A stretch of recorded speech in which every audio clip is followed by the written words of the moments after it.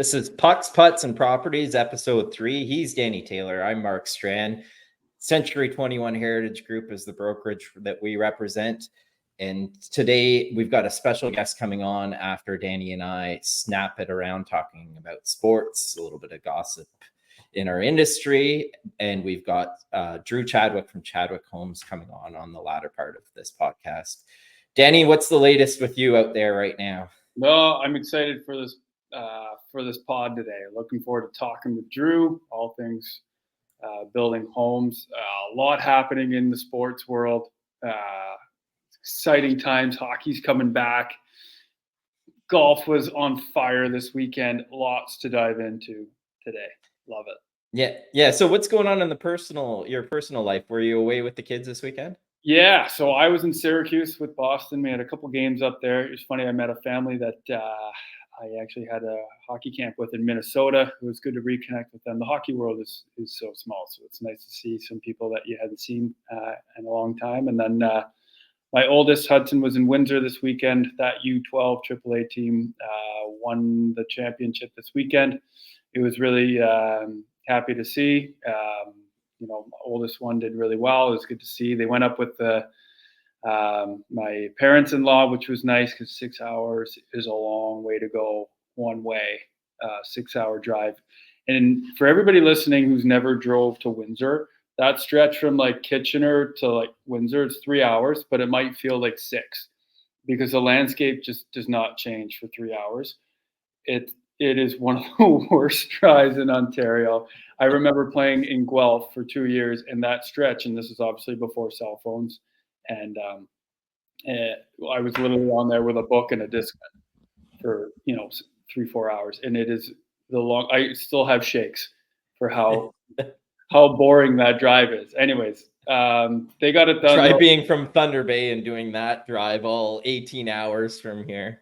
Yeah, time literally goes backwards, right?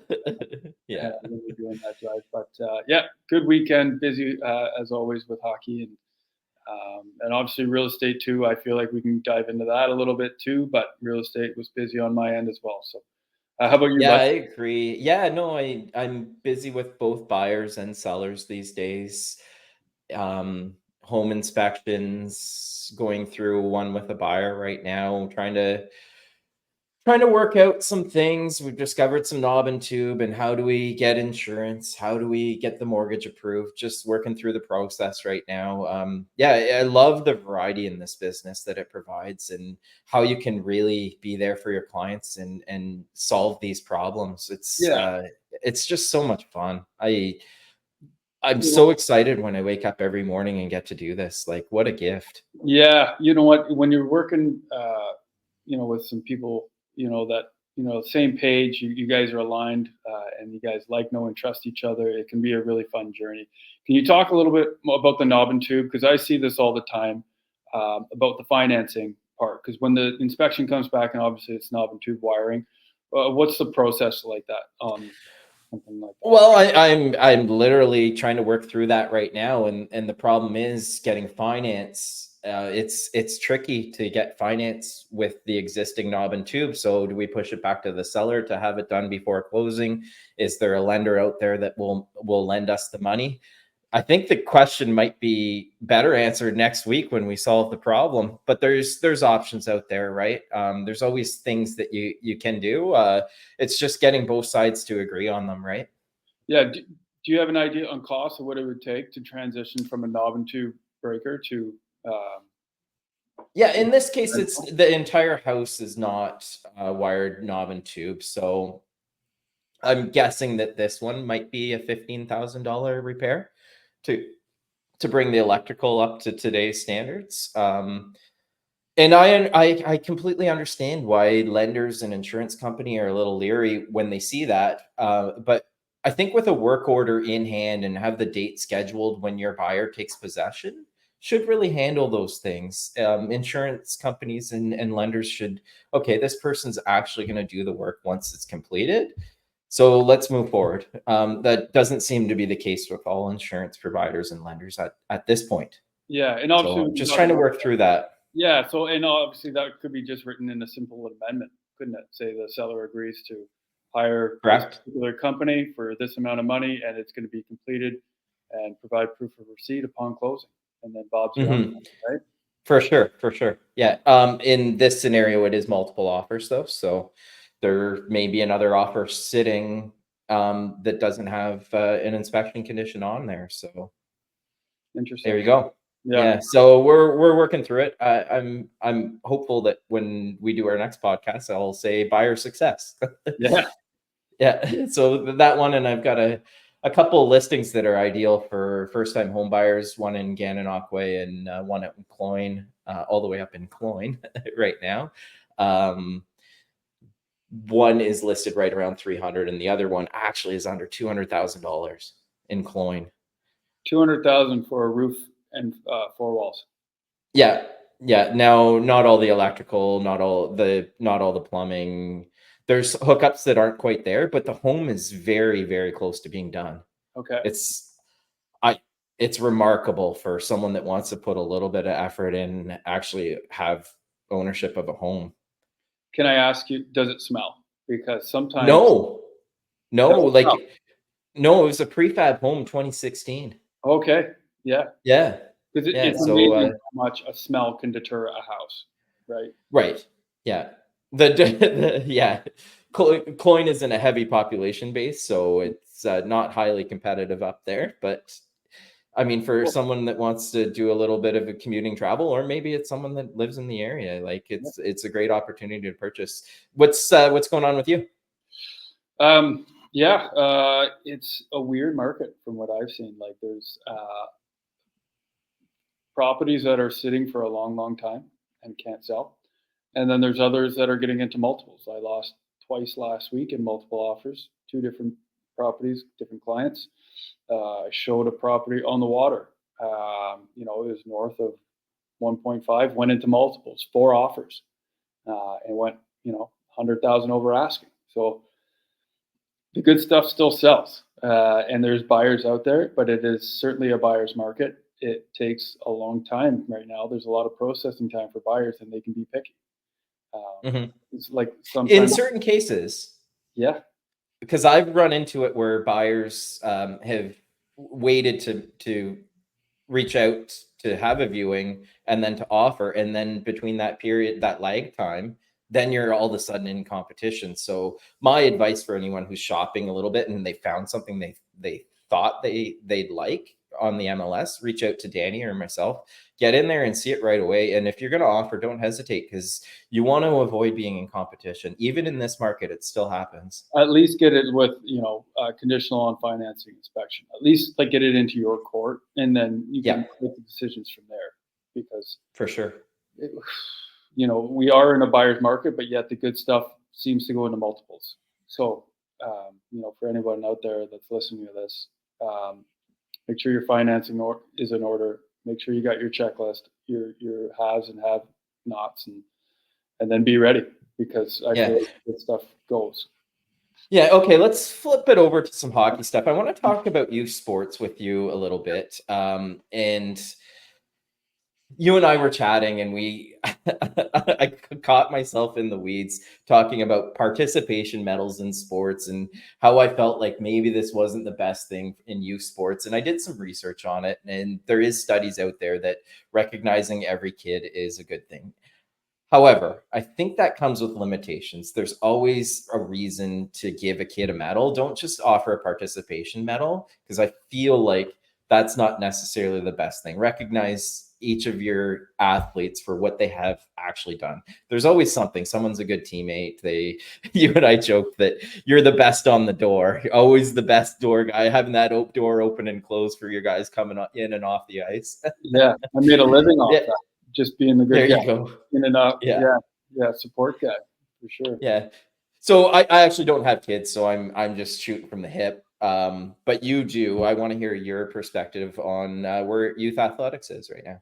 Yeah, I mean, I've got a lot of thoughts on it. Are we just kind of like in the society where we support just participation, or do we want to cater towards somebody that puts in more time and effort and achieves something? Do we reward that, and then do the kids get motivated to be like, you know what, I'm going to put in more time and effort? And do you push the top so that the bottom comes in, or do you just push the bottom so hopefully that it pushes the top? But I don't know the right answer. I'm glad, like, the science behind the participation medals and making everybody feel good. We don't know that, but I certainly think in minor hockey that you know, people that have had success should be recognized. You know, Hudson did. My guy did really well this weekend, and I was really proud of him. The team did really well, but you know, we've had emails from you know, organizations to not publicly um, praise your kids because it might make the other kids not feel as you know, as good. So I find it's you know, we're in a society where it's like you got to be careful what you post, and obviously you know, organizations are doing their best to let parents know to not publicize success. So strange times, not only you know, with minor hockey, but I would say politically as well. So in what you Mhm. post, yeah. Yeah, and you know, I look at sports when I was a kid versus our youth today. How I played for the most part was unstructured play. I'd go over to the field and there'd be a baseball game going on, or I'd start one and we'd start playing baseball in the sand lot, or like literally every Saturday morning at a certain age, I'd go out on the ring some doorbells and we'd have a hockey game going on in the street in no time. And that doesn't really seem to be the case with our kids today. Most of athletics comes through structured play. Are you finding that with your kids? Yeah, I would say I feel like we are phone policemen. We try to get them off the screen as much as possible. We put in a sport court in our backyard probably 3 years ago, and when they went back to school last year, Boston, my son, would actually bring kids over after school to play on the backyard, and it was like just so heartwarming to see kids off a bus and on the, you know, playing hockey. I know it can be tough, obviously, depending on where you live. Playing hockey on a suburb street, obviously, you got to move the nets for cars and stuff like that. And you're right, we do see less kids playing outside. It is. It's a shame. And you know what? This weekend with my older boy Hudson, he actually asked, you know, one of my grandparents for a phone because he was the only kid not to have a phone. And it's not as if he wanted the password; he just wanted to have it in his pocket. So it's Hmm. like, what a strange time to be a kid. You're 11 years old and you just want to have your parents' phone, not to use it, but just to say that you have one, so you can feel like you fit in. I So love that approach, though. You went with the field of dreams methodology. If you build it, they will come. yeah, I strongly believe that if you build, like, Yeah. you know, there's the outdoor rink in Odessa. They've got one of the nicest outdoor rinks in Gananoque, and then there's one on Wolf Island. I think we need more of them and a little bit more resources to them to see kids playing outside. And it doesn't have to be hockey. Obviously, I love hockey, but you can have other things and take care of them. You know, pickleball seems to be taking off. Obviously, it's maybe an older sport, but it's a great sport for kids too. Like it really is. That's a great game that can touch all kids at every kind of level. So we just love to see that more and more attention to it. I guess kids playing outside and off a phone because a lot of the kids that my kids go to school with, they get off the bus and they're on Snapchat and they're on their phones for the rest of the night. You know, to each their own. Who's to say that one of these kids that get off of you know, off the bus and on the screen isn't the next like Elon Musk for some kind of invention? So who am I to judge somebody on how they parent, right? Just a couple old guys going, when I was your age. Exactly. Right. But And the other trend we've seen in sport over the last bunch of years has been, I feel, is sport specialization. And now I did this willingly in my youth athletics. When I turned about 13, 14, I really focused in on golf, but I'm seeing it more and more frequently. Are you seeing that out there too, Dan? oh, I feel like minor hockey, especially like Toronto area, you can really see the specialization in hockey. Like they are training just as much and as hard as professional athletes from the time that they're like almost 6 and 7 now, and it's like it is crazy. But you know what? I would invite like most parents to go to a hockey rink on a Sunday evening during the spring summer where all these hockey tournaments are, and see the dedication level, obviously, of the kids and parents. Because some kids absolutely love it, and that you could put them on 7 days a week, and they'd still want to be on there more, right? So I get that, but there's also the burnout, right? Like, I mean, my kids are 11 and 9, turning 10, but they still haven't gone through puberty, right? They still haven't hit body contact. They still haven't really gone that transition to being really interested in girls. They haven't been introduced to alcohol, drugs, thank God. Like that is a big like step. So like obviously with kids that are good at this age, and even before they hit teenagers, the game changes, right? So that's where I feel like you'll see a lot of kids differentiate.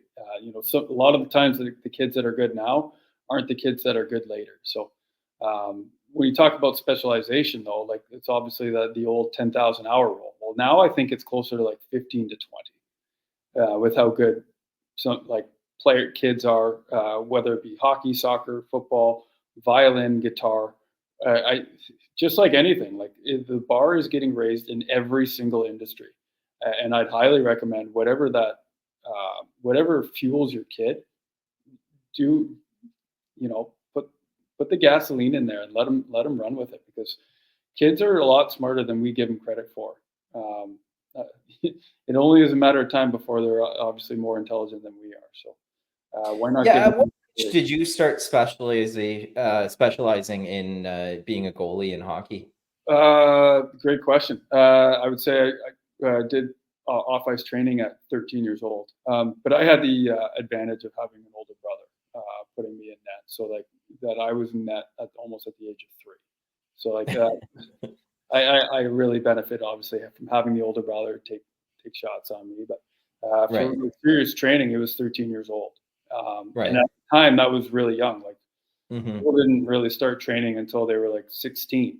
Now it's like it's even younger. Like you got kids in the gym, not doing weights, but like doing like a lot of jumps, body weight stuff at like 8, 9 years old. It's like, but you can tell the difference of the kids that are doing it, on the ice and who's not. So, and it's not to say that those kids are going to do anything with hockey. It's just the competitiveness of the kids and obviously the parents. Now, when you started at 13, obviously you went at it pretty hard because you had a successful professional, which led into a successful professional career.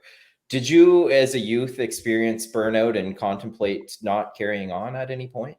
I didn't experience that until my first year living away. So I played junior hockey in the OHL when I was 17, so moved away fairly young. That was one of the longest years of my life. But we started training camp in August, and we went all the way to the Memorial Cup. So that was a long, long time. And then I ended up getting drafted shortly thereafter, and then I went to an NHL camp for 2 weeks, and that was when I was like, after that camp, I wanted nothing to do with it. I think a lot of not being burned out is having that getting away part, and especially when you're young, it's nice to get away from the game. Like it's fun being at the rink, but if you're able to like digress away from the rink and become more than just a hockey player and enjoy your family and friends, then I think there'll never really be burnout because you have that outlet where you're just a kid and you're just a person. But I felt extremely burnt out when I lived away and I moved away from my obviously family and my friends, and then I'm like literally isolated 24/7 living away in Guelph. Like that was a really hard time for kids, and sometimes kids leave home a little too early. But I guess it all depends on obviously the parents and how connected they can be. And billets take a huge part in that too. Um, the billet families to make them feel at home and make them feel like they're one of your own. Like it's a huge part for a young adolescent kid that wants to feel comfort, and it certainly would bleed on the ice too and burnout. So NHL preseason is Yeah. underway now. We had a preseason knee on knee. Looks like Patrick Laine is probably out for several months, if not the entire season. Cedric Paré, knee on knee with Laine. And teammates standing up for Laine after, which you'd expect to happen. Arbor Jackeye, otherwise known as Wi-Fi, jumped in on Paré, and Paré wasn't willing to drop the mitts after a knee on knee. You got to know that's coming. Your thoughts on that? I gotta feel like you know it's coming. You gotta stand up and take your licks on that one. How does that sort of flow through the NHL after someone does something like that and doesn't that isn't willing to stand up for themselves after? Yeah, I don't think it looks good. Like, I think, obviously, I think Pare. I think if he obviously, I don't think he wanted to hurt Lining. No. Right. I don't think he's got that record of trying to be intentionally hurting people. And there's a code in hockey. Obviously, if you do something hurtful to others, you're going to have to face the consequences. Um, but it was really sad to see Line because he was looking for a rebound year. He was coming off, the rehab stint. A lot of people expected him to go score at least 20 to 30 on that half wall. But there is an onus, especially in preseason. You'll see a lot of guys that they know they're going to be in the AHL. They're playing, they're going through the motions so that just they don't get hurt. And then you got another group of people that are just they're trying to make an impact and they're trying to make a name for themselves. They know that they're probably not going to make the team, but they've got an NHL chance and they want to show them not only for themselves, but and the team they're playing for, but other teams that they can play at that level. So I think obviously the game is so fast at that level that perhaps it was a speed issue where this guy just might not be there at this time, and that's when guys get hurt. Elliot Friedman talked about it on his 32 Thoughts that they might have to restructure the preseason so that you have guys that are in the two different pools play against each other, where the veterans may play in maybe a smaller roster game, and then maybe another pool of players where guys are vying for spots, and put them in two different roster games and have almost a mutual agreement between two teams. And then once camp, progresses, because the first week is kind of like a slow week for the veterans, but it's a high tempo week for the people that are trying to make it. And then the second week is when everybody starts to ramp up. Unfortunately, Laine wasn't the only one hurt this week. Drew Doughty got hurt as well. He's month to month with his, I believe it's his ankle. So they're both obviously out and sidelined on a nothing game, and that's really going to hurt those two teams. And they're two teams that obviously were looking to make a huge jump. I know LA, they lost in the first round for the last couple of years against Edmonton. And Montreal is just trying to be competitive, but certainly those two people that are out is going to be a big loss for those teams.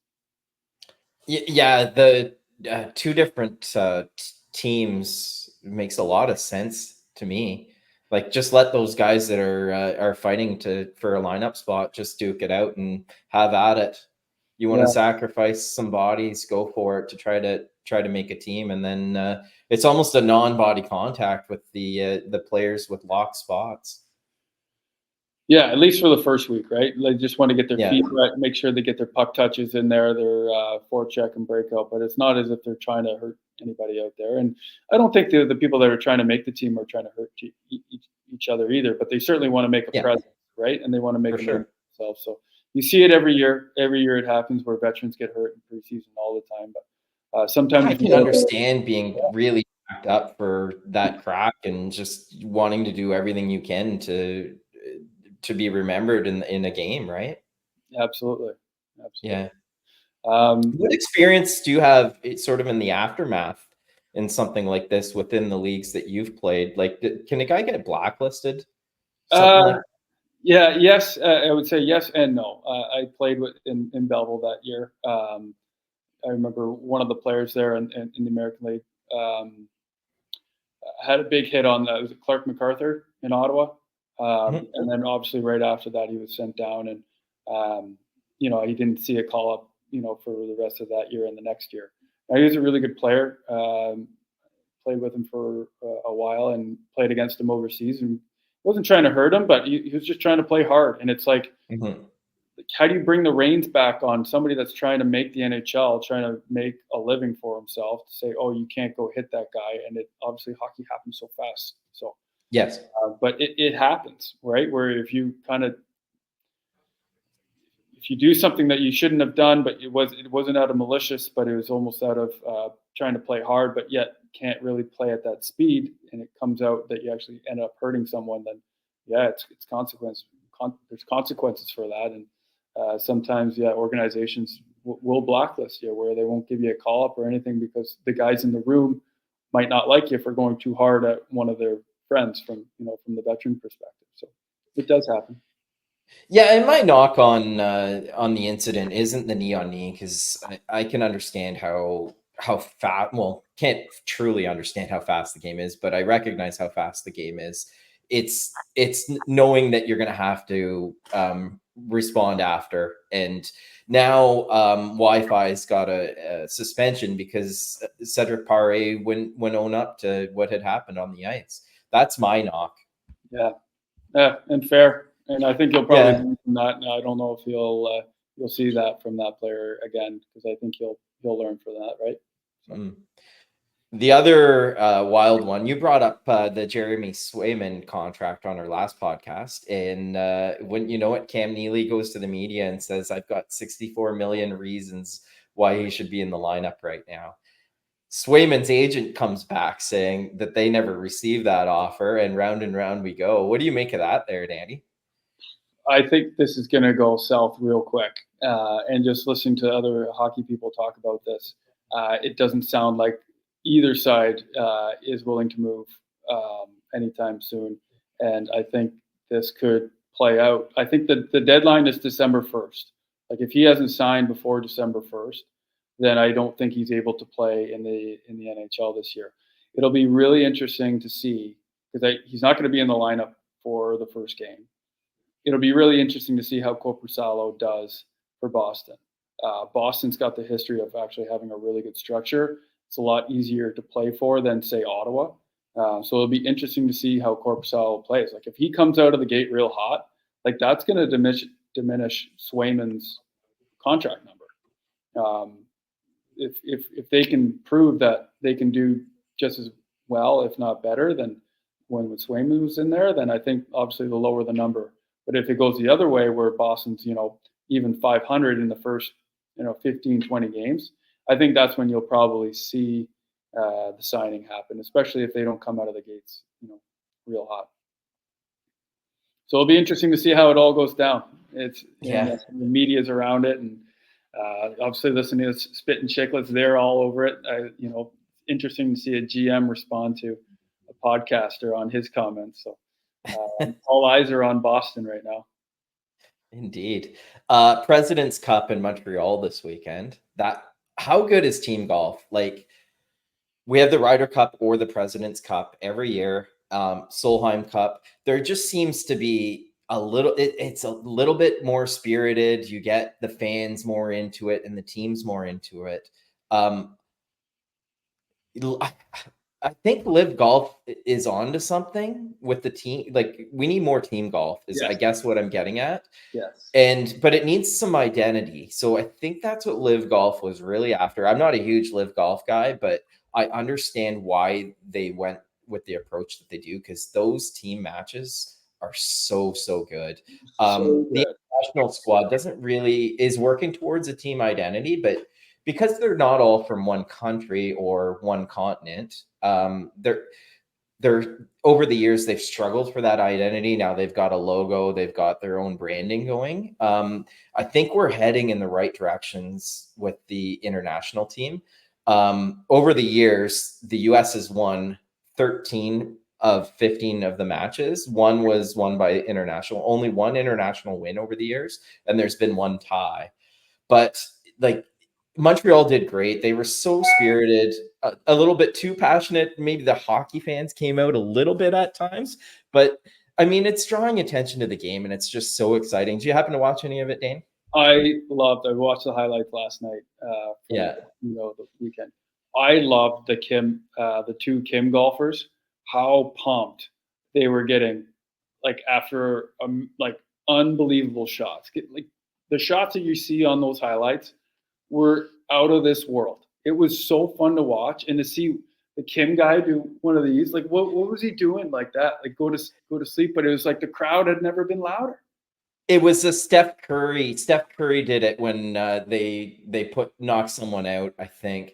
But he did it too soon because he ended up losing the match, right? Yes, I saw it was on the 17th or 18th that they ended up losing, but I just loved seeing the two like Kim guys. They're like chest pumping Yeah, each other, and then you're watching right. the competitors like walk out of there. Like I loved it. But I didn't And see it was when like you're playing an individual round, you're not feeding off of anyone else. So it's just yeah, someone starts getting amped up, and then the other guys get amped up, and it just cycles through. It's just different.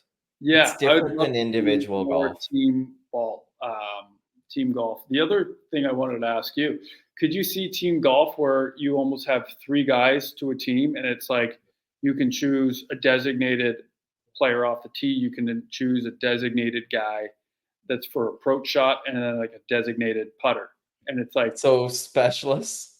specialist. That I would love to see that where you have like three guys on a team, and it's like who's the best at this shot, and you can pick whatever which way you want. If you got one guy to take all the par threes, or like some like a format like that would I think would be sick. It would be. I don't think you'd see it at like a PGA Tour or any sort of sanctioned event. What I'm starting to see more of is even the active PGA Tour players and live golf players are starting their own YouTube channels and doing a lot of this stuff. Bryson DeChambeau's got an amazing channel going. It's a Break 50 challenge that he does. He'll bring on people from all walks of the world. He did one with Donald Trump, and they nearly broke 50. So it's a scramble format, and they play from the forward tees, and they try to break 50. And he Yeah, was really close with Donald Trump. He's been really close with a couple different people that he's brought on his show. So yeah, definitely check out his YouTube channel. But yeah, more and more golfers are starting to produce their own content, and Bryson took a lot of heat over the last few years because he moved to live golf to promote the game and grow the game. But I actually think he's seeing it through with some of the stuff that he started doing. Like his YouTube channel is entertaining. it's He yeah. did one with John Daly too, and John Daly was crushing drinks the entire time. It was fun. Like it's just fun to watch, right? Yeah, Golf needs to produce more fun content. I think that's why people have been kind of turned off by the same old PGA Tour events over the years. And now when we see team golf and these YouTube channels coming out, it's more entertaining. I like some of the direction I see in the game that's providing more entertainment. yeah, I completely agree. It's Yeah. nice to see it evolve to team and then entertainment, right? Because that's what it is. Like we're going away from, I don't want to say you know bougie white collar, because that's not where the PGA is now. Because I love the history of the game, right, and what it represents. But it's just trying to take the history of the game, and then expanding on it, and almost making it a little bit between NASCAR and football, almost as you would, where it's like you hear the crowd, you get the feelings of it, and then you see unbelievable golf shots. Like some of the putts that were made this weekend at President's Cup was unbelievable. And even just some of the chip shots and the reactions of the fans and the players was like, I mean, that's the funnest part about golf. Obviously, if you've ever played golf in a scramble and you guys make a long putt and like you get jazzed up, I'm like, times that by like 100 at one of these Yeah. events.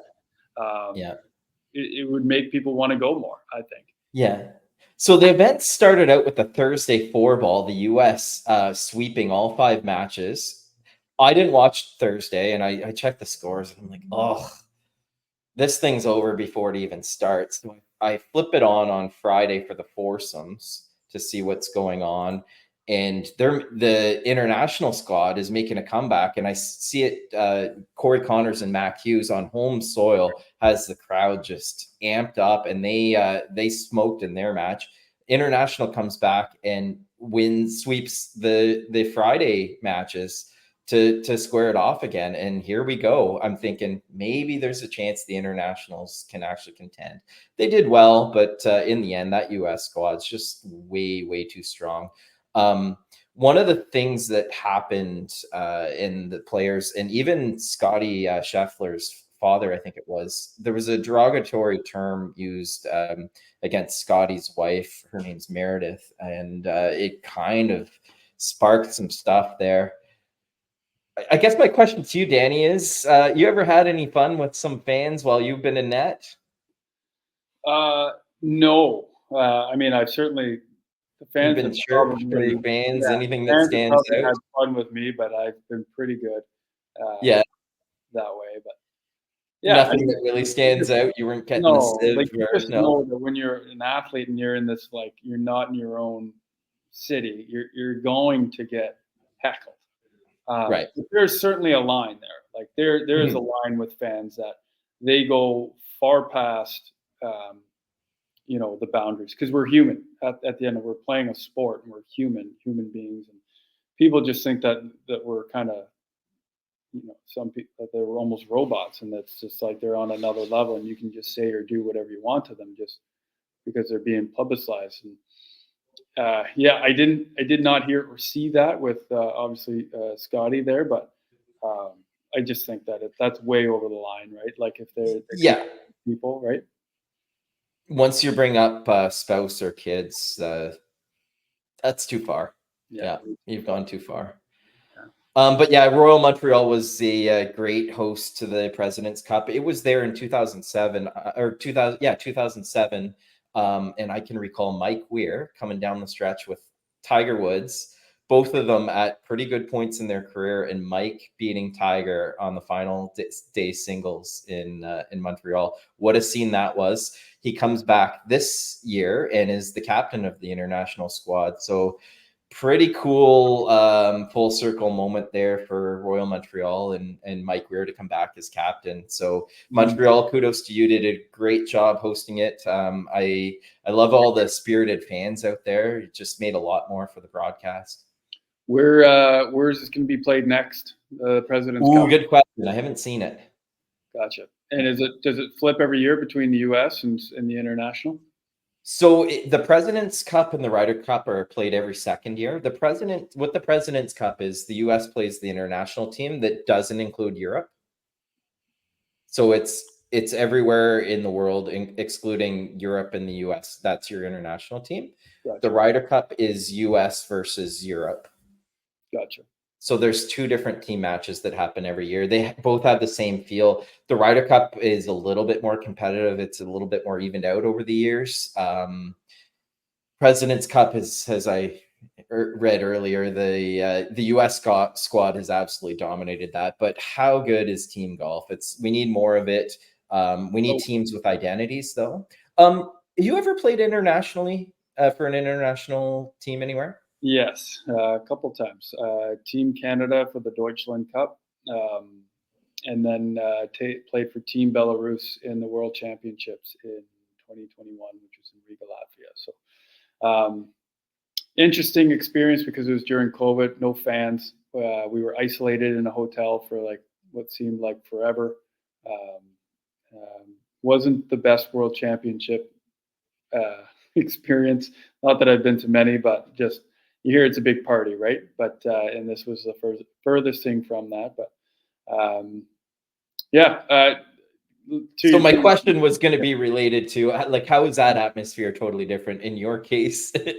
Well, you missed out on a lot of that. Yeah, exactly. You just bring the whole country together. Like I know, like when we were at the World Championships, we had a lot of obviously families getting in touch or just praise and letters coming in, which was really cool. But yeah, when you put on a country sweater on there, it's more than just you're not just playing for yourself and the guys around you. You're playing for something bigger. And I think that's why the Four Nations coming up here in January, February, it's going to be amazing to see. I can't wait to see that. That's best on best.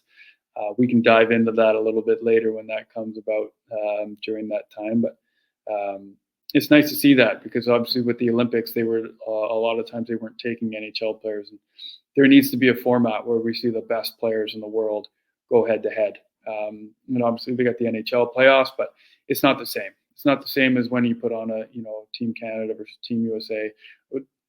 Would love to see Russia in there too. Like politics aside and the war aside, they belong there. They are definitely top 5 in the world at hockey, and they love it. It's not fair to the athletes, I think, to not admit them based on what's going on around them. Not their fault, but we'd love to see. Four Nations is going to be really fun to watch. Absolutely, can't wait for that. Yeah, I think that's about all I've got on my end. Well, we can talk about this. October 23rd is the next rate cut, and I'm sure we're going to be talking again. Everything you're seeing right now, what are you predicting? I'm predicting a 0.5 percentage point for this one. I think they're gonna ramp it up a little bit. The rate cuts we've seen so far, I feel like if they had have done them all at once, that we would have seen a bit more of an impact on the housing market. With the 0.25 percentage points dropping, just sort of a slow trickle, it hasn't really had a massive impact on the market. I think when we go to a 0.5 percentage point, and maybe beyond that, who knows where it's going, we'll start to see a little bit more impact on the market. Hopefully we start to see more buyers come out of the weeds, and it helps affordability with people purchasing homes. So yeah, I really hope that, because we are very listings heavy in our area right now. Our months on market it's creeping up there. I believe we're over 5 months now. So time is now. I think we need to start to get a little bit more aggressive with the rate cuts to sort of balance out our market. It's absolutely astonishing how we've gone from being such a heavy seller's market to now creeping into a buyer's market, and where we're at right now over like really not that long of a period of time. The market's totally flipped. What are you feeling? I wish I could disagree with you so we could have a little bit of banter. But I do see a 0.5 point coming as well, just simply because of the Fed in the United States. They just cut a 0.5 point. I can see us replicating that.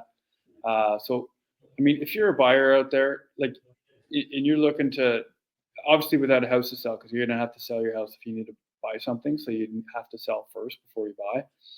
But if you're going around town with cash, then there's certainly wiggle room on price. So I strongly advise people that if they're out there, now's a really good time, because you're not in any competition, and if you're a firm offer, then there's definitely money to be taken off purchase prices. So I would say now's the time before we get more rate cuts. Yeah. Anyways, he's Danny Taylor. I'm Mark Strand. We represent Century 21 Heritage Group. This is Pucks, Putts, and Properties, episode 3. Stay tuned, because we've got Drew Chadwick coming on next. He's a home builder out in Napanee, and we've got a fantastic interview. We'll send it over to Drew. We welcome Drew Chadwick. Drew is a home builder from the Napanee area. And go ahead, Drew. Tell us a bit about your business and what you specialize in.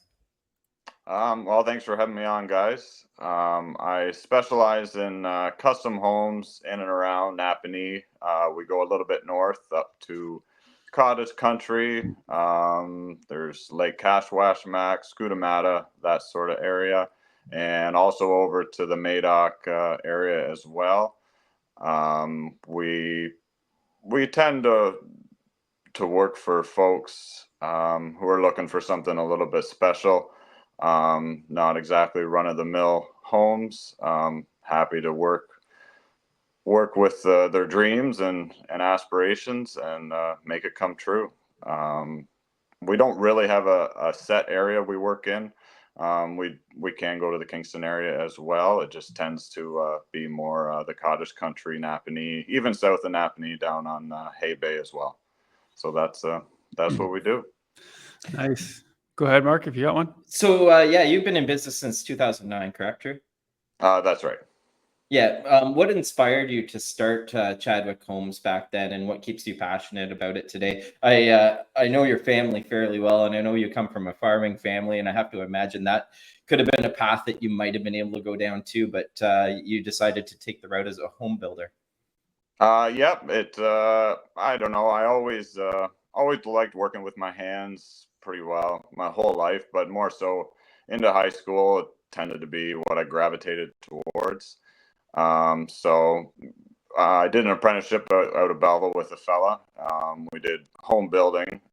So I got to see different trades, how the industry worked, and you could have been a plumber, electrician, any of the above, and it tended to take me towards the more carpenter related field. So started out doing sub work for different builders. So you get to network, see different job sites, see different some large builders, see what they do, and then eventually you get to the stage and you say, hey, I can do what they're doing, just with another step forward in the management um, part of it, and still be on the tools as well. I do know it's a balancing act. There, managing takes a certain amount of hours out of the day, so you can only swing a hammer, for so many hours too. So I know there's people out there who might be listening saying you can't possibly do both, and I would agree with them.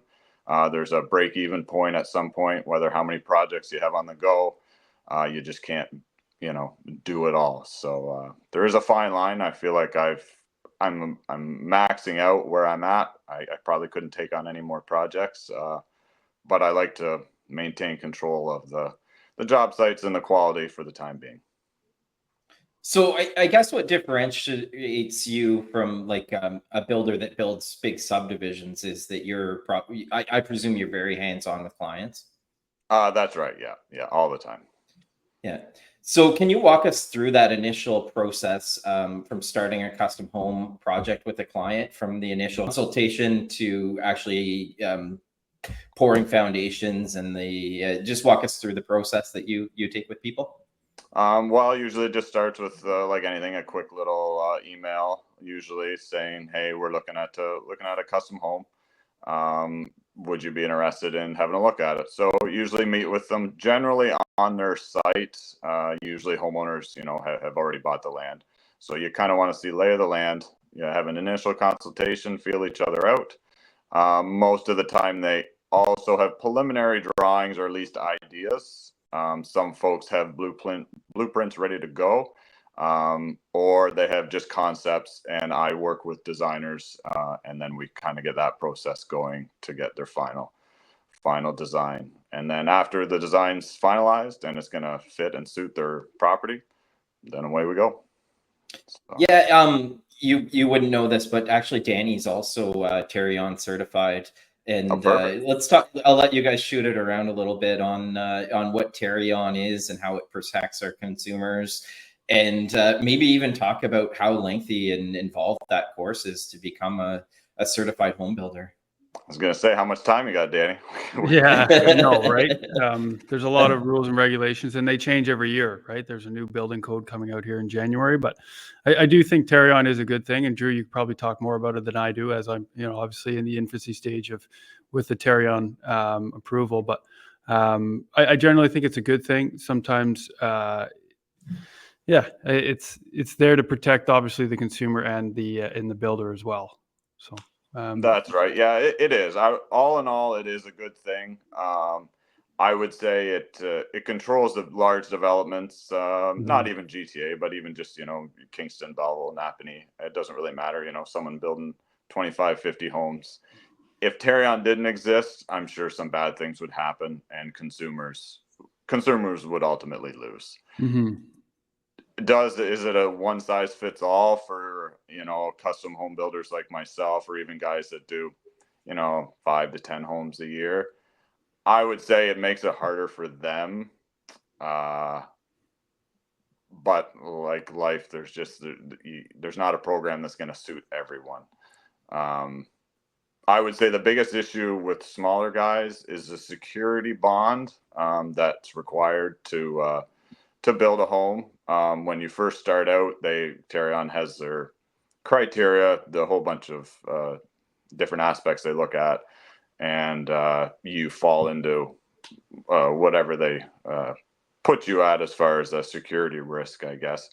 And it's a large sum of money that they have to hold as a bond, and generally cash, per build. So if you wanted to build, you know, 5 homes a year, you'd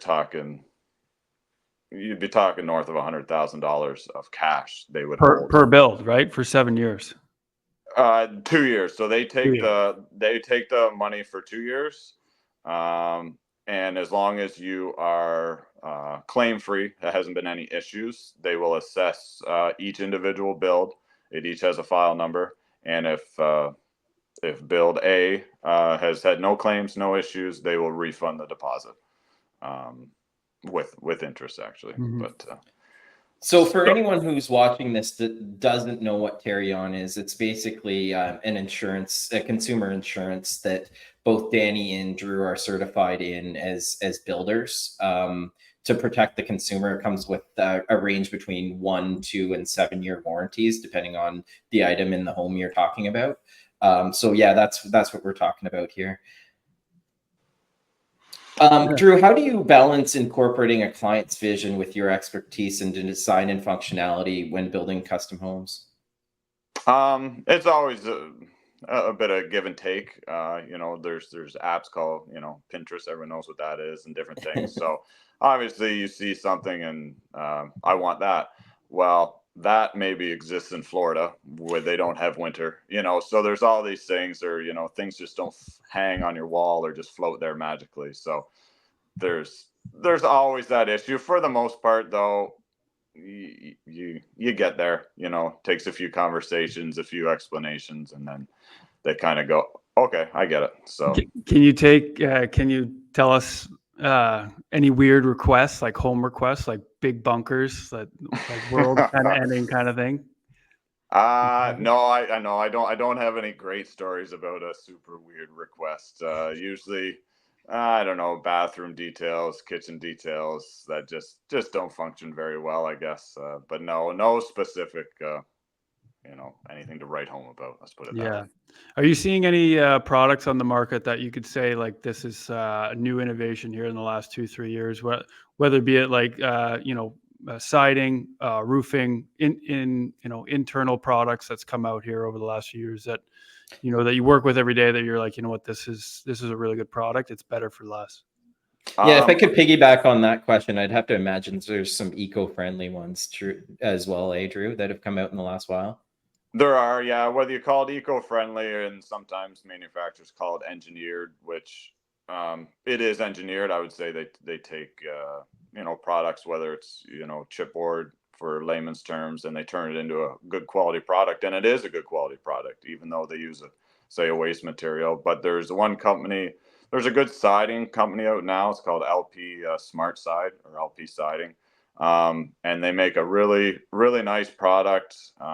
It is a wood base, but you'd have to talk to them, but there's a resin and everything else. And the coating is very good. Gives a nice finish. It's not your standard vinyl product, but not as expensive as stone or brick. And it also lasts a little bit better than, say, a wood siding, a little less maintenance. So that's a good outside product. Roofing, there's not much has changed. I mean, there's still, your asphalt and your steel. I would say profiles of steel, their standing seam stuff, that, is more modern and a nicer look. And then inside, just to wrap that up, flooring's always changing, but also engineered products, which I find work better in our climate. They shrink and swell more appropriately than, say, solid products from 25 years ago. Less issues, hopefully. Gotcha. Can you talk about ICF foundations? Do you do poured, or you're gravitating to more ICF? Like I tour a lot of rural residential, and a lot of the builders, or the new builds that are built in the last 2-3 years, most of them are ICF.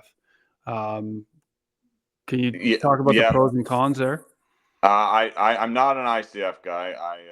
So I don't have a lot to say about that. I have heard a lot of good things. It's just something I've been wanting to get into, but I'm still sticking with the poured foundations. There are pros and cons. I mean, the climate in your basement with the styrofoam on both sides is really good. You can also spray foam a poured foundation and basically come away with the same effect. I do think up in, say, cottage country, I've heard it's also a logistic issue.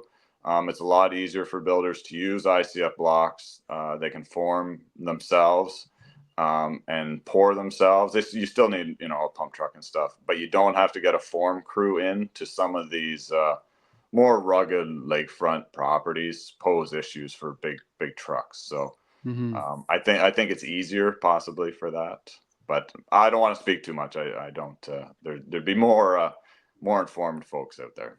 Fair. So you and I were going through an older home the other day, Drew, and I sort of want to pick your brain on, and I presume this is a Terrion related question in a roundabout way. How has housing build and us or yourselves being regulated? How have homes been better built over the years? I would say the home we saw, yeah, it was probably north of 100 years old or thereabouts. I would say the quality of that home, all in all, was probably pretty good. And I think they cared more, and they had to care, because if we didn't have a home, winter's coming and it's not going to be very comfortable. I would say Terrion protects more when conventional lumber came in, and I would say the dollar mattered more, and you were needed to bang them out for a profit. I would say the Century home that we saw was more of a necessity. So I think I honestly think they cared more. Maybe their processes weren't as fine-tuned, some of them, as we have now. But I would say Terrion protects from the shoddy builder who's flying in and out, maybe going to pound out a development, and you may not see that person ever again. I would say ultimately that's probably why the program was created. And it also, I should say, it also protects the builder too at times. Sometimes homeowners' expectations aren't realistic, and can go, really far, what they deem is acceptable. And I've never had this issue, but I just know people in the world. There could be a builder that just says that everything is fine with this home. I'm not sure what they're complaining about, and Terrion steps in and helps the builder and says, you know what, everything is perfectly fine. There's no issue here. So it goes both ways. Mm-hmm. Nice. What would you say is unique about the home builds that you do, and sort of what you specialize in? What sets you apart from other builders? I would say kind of what I said before. There are lots of folks out there that do custom builds. It's very common. I would say I'm on site a little bit more, not as much as subbed out per se. I'm just around more. You're not dealing with an office to go to a supervisor, to go to the guy with the hammer, and the more the more time that conversation has to have, the more chance of something going wrong. So, well, and I would also, my attention to detail is quite high. So, but there's lots of good builders out there too. So, yeah. Drew, can you talk about the building process a little bit for the people that are watching? In Ontario, we're talking about how many houses we need to build year after year. Now, the time frames on these builds are fairly long. Can you talk about the building process and all the permits and the paperwork that gets involved with building a house, and kind of the changes that you would like to see going forward? Obviously, you're in the Lennox and Addington municipality, but you got the Loyalist Township, and you got Kingston Township and South Frontenac right around the corner. From a building perspective, costs on paperwork and time frame, that is usually one of the biggest holdups from what I've heard from builders. Can you talk a little bit about what you've seen and what you'd like to change from that standpoint? Yeah. So permit fees, to be simple, they've gone up a lot. They're a percentage of what your build is valued at, is how they determine that. Has that changed? Has they provided any more service than what they were doing in the past, other than they're just charging more because the house is more? No, that's exactly right. No, I wouldn't say you're getting anything more. It's just a straight up higher, more. The house is worth more, so the permit's worth more. Cool. Yeah. I would say, the main gripe with everyone are the conservation authorities, whether it's Cataraqui or Quinte in this area. They do serve their purpose. I'm not gonna tear them apart. They've been fine. I have had no issues with them. It does take time, whether it's site visits, whether it's setbacks, and it's not them per se. It's okay. So you meet with them. Now you need a surveyor. So then you have to line that up. And now it's just all the chain of events that have to happen. Everyone takes, a couple weeks, a month, 2 months to do their part. And a year can go by pretty fast. I would say at the end of the day, most projects go ahead as what the homeowner wanted. It just takes time. To make that go faster, that would be a little harder. You would need less regulation, which a lot of people would want, and I'm not against that. So would you say maybe if you were a licensed builder and you got screened past, say, I don't know, something vetted a little bit harder, and then once you're certified, maybe then the building permits take a little less time, and maybe your inspections are a little more lenient. Would that? Yeah. Why not? Why not reward someone for doing a good job? I Yeah. mean, that's of course. I would hope someone would hire me to build their home because I build a good home, not to go down the road to the guy who doesn't do a good job, regardless of price. Sure, maybe it's Yeah. cheaper, but I mean, we all know what cheap gets you. So 100%. No, but I was more so just in timeline, because this is, I think, one of the biggest problems here in Canada is, yes, we don't have enough homes, but it's the speed at which we are building homes. It's not sustainable with how many people we're bringing in.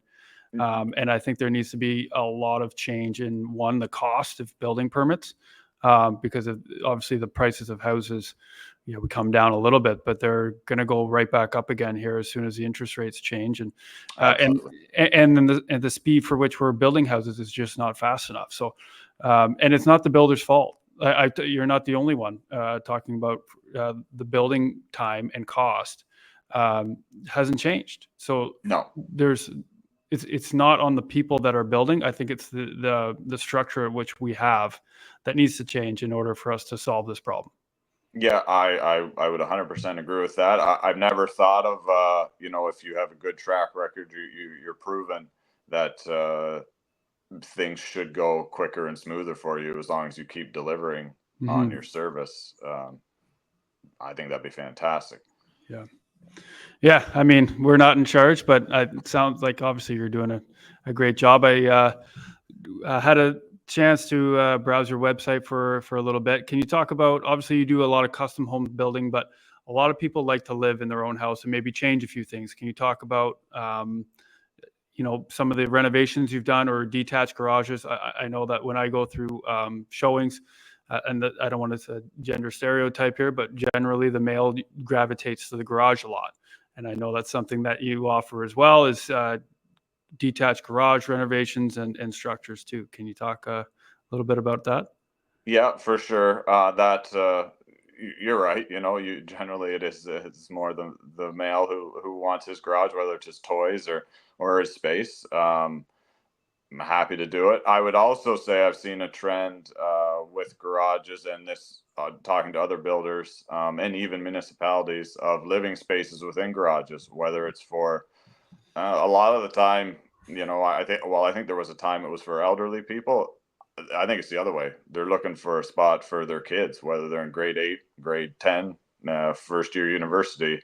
They know in 5 to 10 years, unfortunately, they're not just going to buy the house, that's in the township, 10 minutes away. It's just not going to happen. So they build a garage for their own, storage or what have you. And then they say, hey, maybe we should incorporate a living space in here for the future. Yeah. And it's not a full blown home, but it's a stepping stone. Maybe they can their kids can get a job and save some money and then go out. I mean, no one knows for sure what they're going to do, but it's an option. Yeah. Now, speaking on that, on rural properties, how hard would you say that would be tying into the water supply and the septic system? Like, would that be a challenge going forward if you're putting a loft above a garage to tie that in? Yeah, I mean, logistically, usually not the issue. It's the design of the septic system, whether it's big enough, can handle, the rules of, whether fixtures, square footage, how they figure out the handling of the septic. The other issue too is if it's an old property, is there any records of that septic? Out in rural places, not big on records from 50 years ago. So the municipality's not wrong. Do they just let you tie into that and say, yeah, that'll be fine? Probably not a good way to go. But it prevents a living space from potentially happening. So Nice. What do you got going on right now? What's exciting you out there that you're working on these days, Drew? well, our place on Wyra Lake, the roof's going on, the trusses are just about up, so it's nice to get that closed in before it gets super cold. And then a foundation just got poured today out on Hay Bay, so that's going to be for probably after Christmas. We'll get it kind of insulated, protected for the frost, and then that'll be for the winter. So Nice. Can I ask you a little personal question? If you were to build kind of like one kind of home for the rest of your life, what would you be looking to build?